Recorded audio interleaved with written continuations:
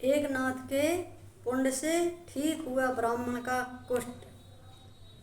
संत एकनाथ के पिता का श्राद्ध था।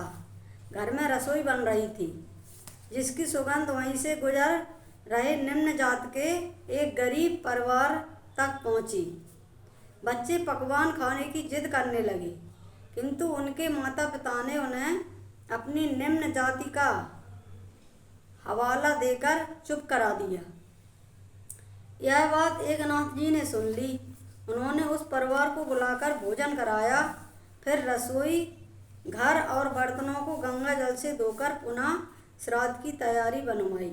किंतु ब्राह्मणों को जब यह पता चला तो उन्होंने भोजन करने से इनकार कर दिया और एकनाथ जी को जाति बहिष्कृत करते हुए इस पाप का प्रायश्चित करने को कहा कि ब्राह्मणों के अत्यधिक आग्रह पर वे प्रायश्चित के लिए तैयार हो गए।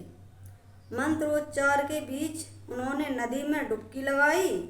तभी नासिक त्र्यंबकेश्वर से आया एक ब्राह्मण एकनाथ के बारे में पूछने लगा।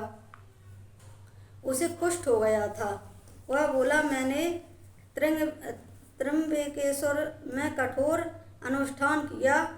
भगवान शंकर ने प्रसन्न होकर मुझे आदेश दिया कि पैवण में विष्णु भक्त एकनाथ ने श्राद्ध के दिन निम्न जात के गरीबों का अन्न खिलाकर अपूर्व पुण्य कमाया है। यदि वह तुम्हें उसमें से कुछ पुण्य दे देगा तो तुम्हारा कुष्ठ मिट जाएगा। एकनाथ ने ब्राह्मण की बात सुनकर हाथ में जल लेकर उस पुण्य का अंशदान कर उस ब्राह्मण पर डाला। अगले ही क्षण ब्राह्मण का कुष्ठ मिट गया। ब्राह्मणों ने यह देख एकनाथ से क्षमा मांगी।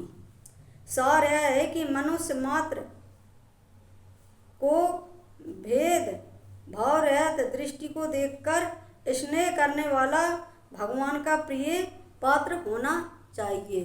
धन्यवाद।